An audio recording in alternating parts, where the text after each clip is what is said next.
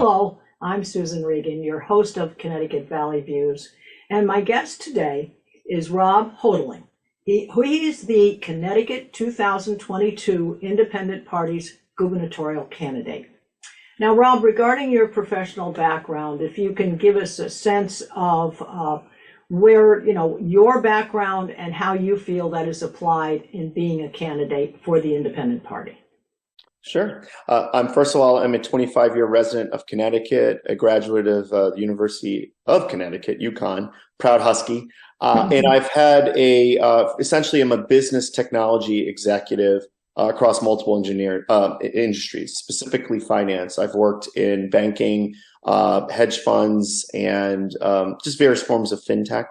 But I've also had other experiences. So for me, my qualifications for governor is that I have a breadth and depth. So I believe that I'm far more hands-on, where I have to often understand the inner workings of the business in the industry more so than even CEOs would in order to make sure we have an effective solution. So I'm highly accountable, highly responsible. I listen well, and definitely being in digital.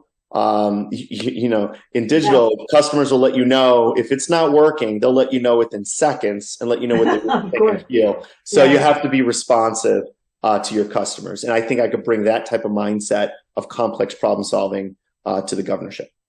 Now, I noticed something in your background when I read about you. There was something called IoT. Does that mean Internet of Things? Am I correct? Yes. Yeah. Okay. Internet of Things. Yeah. And what is that exactly? Internet of Things. Well, so I think there's three ages that we're in, right? Mm-hmm. From a technology perspective, you can call it age of the internet. Then there's age of mobile. Mm-hmm. And then now we're entering the age of data. Mm-hmm. And the reason it's related to IoT is that, everyone has the internet in their hands now, but as devices get more connected, you want your homes to be smarter, your car to be smarter, everything to be smarter. And being, quote unquote, being smarter starts with data being fed up and analyzed and trends applied to it so it can inform you of what to do. So, for example, I got an oven from GE, and my GE oven will inform my phone when it expects my pre-temperature to complete, and then it'll let you know it set the temperature. That's IoT fundamentally, which is a device telling me on my phone or my watch it did something that's important. Okay. And then I also noticed gunshot detection. What exactly is that? Yeah. So I was essentially a architect at IBM during working at a bank again. And when the Sandy Hook event occurred around that time frame generally. Mm-hmm. And I was really inspired from a friend of mine who knew one of the parents who had lost a child. And it really impacted me. And I just couldn't sit idle. I needed to impact the world around me. That's the type of person I am. So I just decided I'm going to become an expert in gunshot detection. Mm-hmm. And because the way I looked at it was in crisis solutions that are non-intrusive. So when you don't want to turn schools into fortresses, but you want to be able to leverage technology and process in a way that people hadn't thought before. And I thought about taking technology that's used by special forces in Iraq and Afghanistan. And I worked with a military defense contractor to do this. And we actually made it a solution that's installed at UConn that could detect gunfire within 2 or 3 seconds and send it to your phone on a floor plan. And then you click a camera button and it would bring up the live stream. So it gives eyes and ears to police within seconds of gunfire. Mm-hmm. So no human intervention whatsoever. So it was really incredible. Yeah, safety is certainly one of the things that I think people have mentioned, particularly in the cities where they are looking for more support actually from the police. So I think that's a great advantage that you have in that, and you're getting ahead of the curve on this type of thing. All right, now give us the bullet points of your campaign platform. What is it you're looking to do that you've garnered from having your conversations with the people out there at your various venues? Yeah, so really our priorities as a campaign are 1, jobs and economy. It's always jobs and economy. Number 2, closing the achievement gap. Number 3, addressing the labor shortage. And I would say number 4 is really aging infrastructure and transportation issues. Mm-hmm. So but going to jobs and economy, that's really affected by cost of doing business and cost of living. And we have some different ideas on how to address that, but that's really the platform. Sure. Well, taking what your campaign functionality would be, what are the top three issues that you feel that the people in Connecticut, and I really think we have to take into consideration not only those who are registered Democratic voters, registered Republican voters, and the unaffiliated, what are you seeing are the top three issues? Really, it's going to be jobs and economy still number one, according to polls. We learned back with James Carville and Bill Clinton, it's the economy's stupid. Nothing's changed, right? But right after that, I believe that abortion has been a real hot button issue. Crime and safety and guns specifically has been an issue. Folks have asked about that. And then just, education, because the amount of spend that in the amount of focus and what's going on with education, that is also a huge issue for, at least for what I've heard from, as you mentioned, all the various groups. And I do interact with mostly the unaffiliated, which you mentioned is the largest voting bloc in Connecticut. But there's also moderate Democrats and moderate Republicans, I'd say conservatives and progressives, that also communicate with me and find me and my team and my campaign and our party to be a safe place, safe space where they can have a conversation knowing that someone's going to listen and try to find a moderate view. So, well, when you say that you want to improve education, what specifically do you see as the answer to that? Obviously, if we improve, are we talking about CRT issues? These are the issues that parents have gone to Board of Education meetings and are very concerned about the fact that they are not included and what the curriculum will be. And of course, the teachers, some of the teachers and the Board of Education are saying we're the ones who make the decisions. So how do you see about handling that? I think a lot of our issues, the issue with the issue is the compromise and working together. Neither team, neither group can say that the experts and have all the right answers, right? Mm-hmm. Parents know what's best for their children from a certain standpoint, and teachers and administrators know what's best for students from a certain standpoint. And we shouldn't be adversarial. We should be working together to come up with the right solution. I think either extreme's bad. You can't force upon everyone certain beliefs and belief systems. And on the other side, you shouldn't completely eliminate them either, because there's problems in the world and this historical context that people should understand. So I think the solution for me, and again, that's why I say I'm a moderate right down the middle, Susan. I believe that we should build bridges and conversations and listen and find that middle point that both sides can agree upon. Now, it's a good segue to the next question. The next question is, if you become governor, and you have the legislature with which you would have to work and get agreement with what you feel the right directions are. Currently, obviously, it's the majority are Democrats.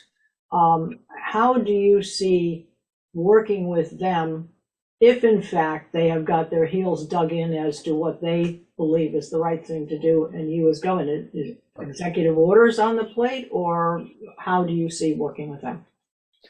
And I think that's what makes me a stronger candidate, honestly. I've been part of both parties. So I was part of the Democrats in my 20s and part of the Republicans in my 40s. And then I left the Republican Party after Trump for various reasons, as well as that. And have an understanding of the positions of the platform of both parties, and now being part of the independent party and defining a middle. As I mentioned earlier, folks are comfortable with talking to me. I've spoken to both Democrat and Republican state senators and House representatives. And I've spoken with Governor Lamont and of course Bob Stefanowski as well. So there are a number of items that most folks can agree upon. Problem is that it's become so contrarian and tribal. It's like tribalism, right? Where you can't deal with the other team at all. Your goal is to undermine and disrupt the other team just so you can have this cycle of winning. Meanwhile, the folks aren't moving forward. And polls show, and the average Connecticut resident and American says they're upset at the two-party system. That's why they want a third party, because they want to see issues moving forward. And I always say, we're not left, we're not right, we're right down the middle, and we're moving forward. And that's what we're going to do. That's what we're going to bring. And I believe the legislature would recognize that. And let's talk about Weicker for a moment. He was the last independent governor Now, he did introduce the income tax, right? The state income tax. But you go, how did an independent governor do that with the legislature that was full of Democrats and Republicans? Why? Because he represented the unaffiliated in most of the moderates. And at that time, they thought it was a good idea. Now, fast forward, depending on how you see that.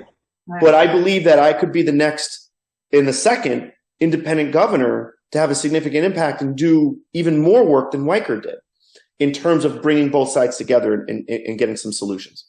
Now, many people out there, and I think we've all agreed that part of the struggle to win recognition is name recognition and money. And if you can express to us where you feel you are in name recognition, you've come into this race at a late hour. So I guess the question would be specifically, when did you make the decision? What was the catalyst for doing so? Right. So I honestly was thinking about running for higher office 4 years from now. But Chairman Telesco of the Independent Party came to me, and he brought me to this nice Italian restaurant. And he gave me some wine, and he had all these data points. He says, Rob, I think, he says to me, we have 8 people who want our governor line. 2 of them being the current governor and Bob Stefanowski. Yeah. But we believe, the party believes, you are a member.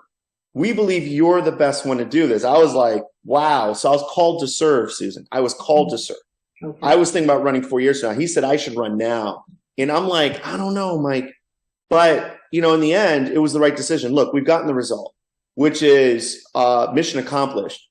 Are we on the line? I'm the first candidate in 12 years to be a non-Republican getting the line, and they felt entitled to it. And people recognize the party now. People are going, wait, the third largest party in the state is the Independent Party with 30 to 40,000 members, and we're seeing numbers like we haven't seen before. Partially because of the lawsuit, but the name recognition. But the point is, we are the party of the moderate. We are a third party. We're the third largest in the state. And we align with a lot of the other third party values, from Forward to Serve America to Renew America.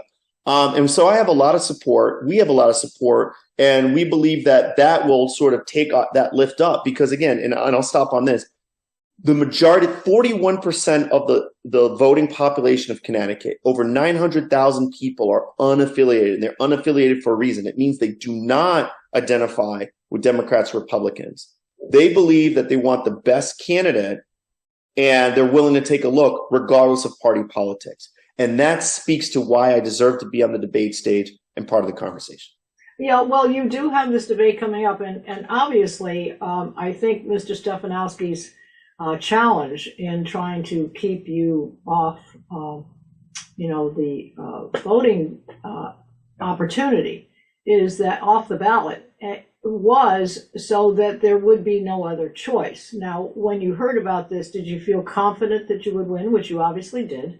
And his challenge to you, because actually it would not garner him another line. It would just simply keep you off.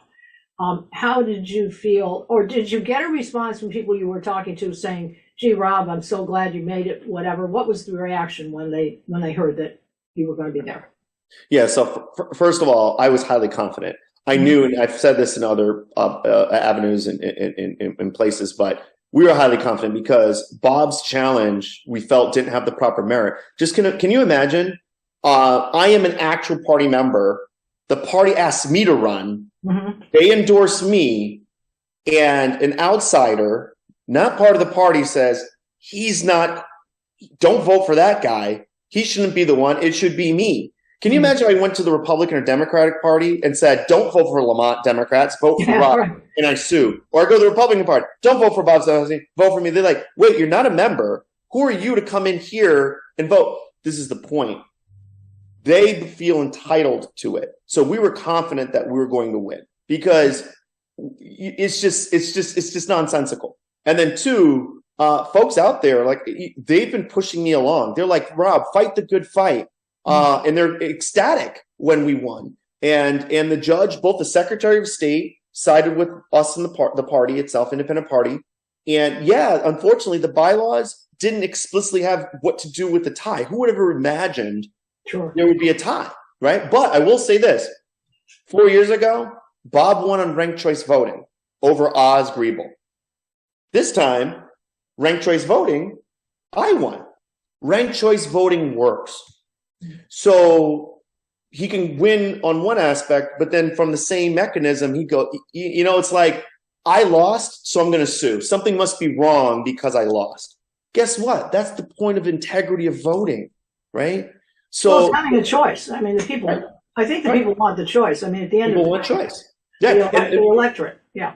The last comment I'll make to the other point you made, which is, to me, it's Chairman Telska calls it sour grapes, which is you're still going to be on the line. I fundamentally don't understand this. Every single voter who voted for Bob on the independent party line 4 years ago can vote for him on the Republican line. It's the general election. So he has no loss here. He just has less real estate on a ballot. So, but voters, both nationally and in Connecticut, say they want more voter choice. Why? Because they want different ideas and they want different prompts to leading candidates. And I offer that to people. So I think that it was the wrong move for Bob to try to sue me off the line and the party off the line. I just think that would put the whole state behind. Is that the type of leader we want? Do we want a governor who sues rather than just wins on ideas? I don't know what type of state we want to live in, but that's not the type of state I want to live in. I think people want choice. They do. I mean, parents want choice when it comes to the curriculum, and I think they're looking for freedom. They've had enough of being shut down. All right. Well, so in talking about being on the ballot and so forth, you have an upcoming debate coming up this Tuesday. Tell us a little about where we are. I know there's the League of Women Voters. There's something there that you need to have a certain amount of money or voting. Maybe you can explain that to people. And so you will be in that one, and then will you be in any others going forward? Right. So let me address this. So there's really 2 televised debates that the governor has agreed to. I understand that the Republicans wanted 3 more. And then there's some forums, right? So now, thank you to NBC for not having, I think, unfair thresholds to pass, because we are the 3rd largest party. And if our candidacy wasn't serious, why would Bob sue to remove us? To remove me if it wasn't serious. So to this point, thank you for NBC. CCM, unfortunately, this is the municipality debate, the second one that Governor Lamont is going to be attending with Bob. That's, I think, in November 1st, I believe. And you have to hit 10% in the poll in order to qualify. But guess what? If the polls never even include me, how can I hit 10% in the poll in order to qualify for CCM? So I would challenge CCM, which is combined of mayors and council people and town managers, to take a look at your thresholds. We're the 3rd largest party. People want more choice in Connecticut. So CCM, I challenge you to reconsider your qualification and enable me to join that regardless of the poll. Or ask the polls to rerun with me and my candidacy and our party on that line. Now, League of Women Voters, this one is another one. Their qualification isn't really poll-based. Their qualification is financial-based, which, again, I challenge the League of Women Voters. I think you need to look at the unfairness of the threshold. You are limiting voter choice. And at the end of the day, that's what the debates and the forums are really about, which is to bring different ideas and have a marketplace of ideas. They say that you need to either raise a certain amount of money financially from your own campaign, but I'm not a multimillionaire, so I can't self-fund to the level that they expect. 2, they say, well, if you're part of a major party, you qualify. Well, guess what? Any third party would be disqualified because you're not part of a major party. And then 3, they go, well, did you at least receive state match? Well, guess what? State match and independent party, the gentleman I'm running against had the line 4 years ago and didn't perform. Why? Because he's a major party candidate where most of the votes go there. So again, I challenge the League of Women Voters to reconsider your qualification to at least let the 3rd most, largest party and its representative be on that stage along with the 2 other candidates. But meanwhile, and I'm not saying it's because I wasn't invited, but Governor Lamont, my understanding is he doesn't want to participate in the League of Women Voters debate now. I wonder why. Because you're there as well? Because I'm not there. Maybe the governor felt it wasn't fair. Okay. Yeah. And so now Bob is the only one attending the League of Women Voters. So I guess he's going to debate himself. Well, that's interesting. Well, what have you, all right, so we're talking now, and you've made a lot of very good points. Name recognition is key, and you said you don't have a lot of money to spend. So what are you using as the implements in order to get, what seems to be the best route? Are you going to do any TV advertising? Are you just making an effort to get out and meet the public in various venues? What do you believe will be the best opportunity for you to get your name and noticed, so that you don't, because right now there is, most people obviously know Governor Lamont. Some people, there is a portion of people who don't know as much as Mr. Stefanowski has been out there since 2018. Some of them are just not aware of him. So what do you see is the best thing for you to do? Right. Yeah. So definitely going out and meeting people. We've been going to major events. We've been to all the same parades and events that the governor and Mr. Stefanowski have attended. So fairs and events, but then TV ads. Yes. This week we started running TV ads. I wouldn't even call them TV ads anymore, because believe it or not, the majority of the voting public now watch TV online. Right. And I'm a digital guy. I'm the head of digital essentially at Webster Bank as a senior vice president. I understand digital. So people are watching Hulu. They're watching Netflix. They're watching YouTube. So we are running our ads, which we call just essentially web ads, on those platforms. So we just started rolling those out. So we have one on jobs and economy. We have one on electoral reform. We'll be rolling one out on education reform and closing the achievement gap. So those are the types of ads we're running. And then separately, the traditional yard signs and things like that. But again, I think folks are just being awakened to the fact, especially for the unaffiliated, the 900,000 plus unaffiliated. My campaign in the party most closely align to your values. And we believe that the unaffiliated now are just starting to be awakened. So as you get that sort of compound effect of one tells another one, or one tells 10, and you start to grow from there, we hope and expect that name recognition. The last part is, support from major third party national parties. So for example, Forward, I've been talking to Forward a bunch. I've been talking to Serve America and Renew America. They're joining. We align a lot of values. So for example, I'll be working on ranked choice voting with Serve America and Forward, and hopefully Governor Lamont, when it gets for Griebel Frank party of Connecticut, when that gets brought to legislature next session. So I'll be part of that as well. So yeah, I think, it is what it is, Susan. Yes, there's some name and face recognition issues and money, but we believe that this debate and what we've been doing in the lawsuit put a cloud over that, because people weren't certain what to make of us. But now that we're guaranteed to be on that ballot, folks have been really treating me and our campaign a bit differently.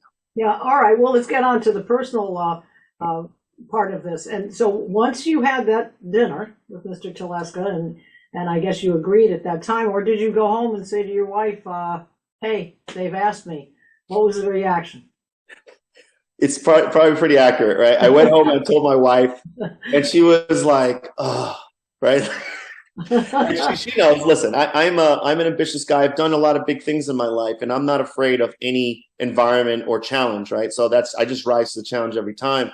And I was called to serve. There's a reason, because the state isn't going the right direction, and neither major parties demonstrated the ability to solve it. And we need it continues to diverge. And now people are looking for something right down the middle. And I think that, my wife thought about it, and she felt, what, if you think you can make a difference and there's a reason the party's asking you, then you should seriously consider it. And she would support me. And I'm very pleased with my wife, Lou. She's been so supportive, as well as the children. So yeah, it's been a tremendous ride so far. And we're still going. Oh, well, that's wonderful. Well, since you live in Cheshire, you have you have 2 children, is that correct? Four children.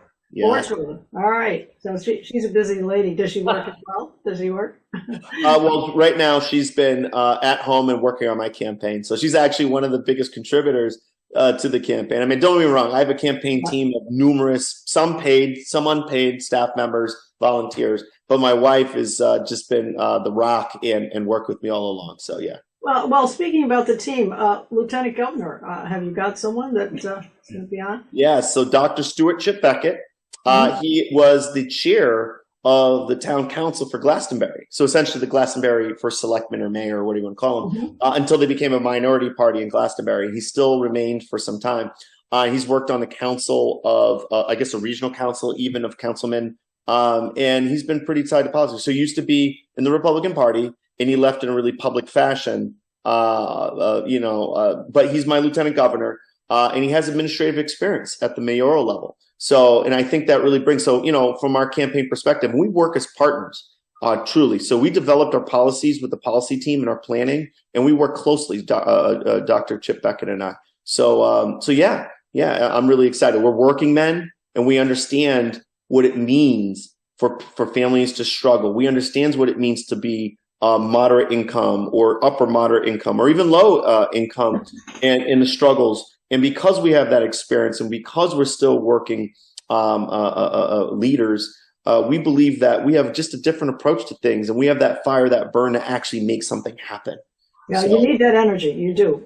Candidates need energy. And I know that when I have spoken to people, they look on the personal side. They need to like you. They need to actually like you. Well, while time's gone by very quickly. It's been very interesting to hear you. You do seem to be very well thought out in your plans, which I think you do have to be ahead of the curve before you get to January 2023. So if people want to reach you and follow you, what would your website be?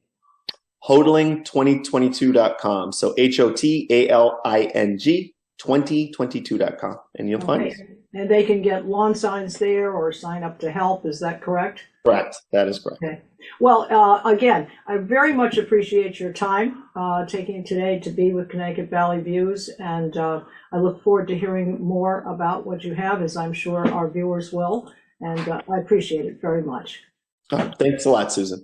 Okay, so for our viewers, don't forget to watch all of our shows on ctvalleyviews.com. You can also write to me there. I look forward to hearing your comments and commentary on this, and I do appreciate you being with me today with my guest, Rob Hotaling, independent party candidate. Great to see it. I know the people will like having the choice.